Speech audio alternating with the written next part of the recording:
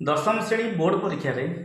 गोटे क्वेश्चन आसूची गोटे अर्धवृत्तर व्यासार्ध देइथिबो तार परिसीमा केमिति पाइबा एई भली प्रश्न जो आसूची ए प्रश्न गोटे सेकेंड रो उत्तर केमिति देख तो सूत्र भी केमिति बाहर मु तुम बुझेई दउची अर्धवृत्तर परिसीमा होची पाई आर प्लस 2r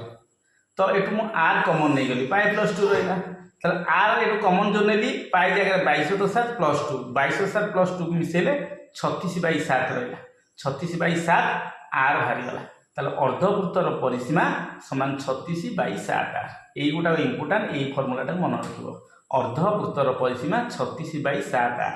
ताले एठी अर्धवृत्तर व्यासार्ध केते देछि r केते देछि 7 सेमी ताले परिसीमा जदि पचारिबो तो परिसीमा जदि पचारिबो कोन हबो ना 36/7 इंटू r r मूल्य होछि केते 7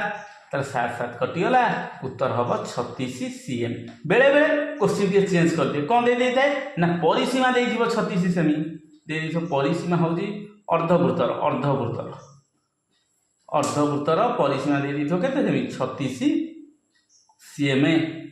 ताहले पचार थी आर के ना आर हूँ के ना ये 36/7 अच्छी 7/36 हो 7/36 इंटू 36 36 36 कटिज उत्तर हम 7 cm यही क्वेश्चन पड़ुची तुम यही गोटे सेकेंड समाधान कर।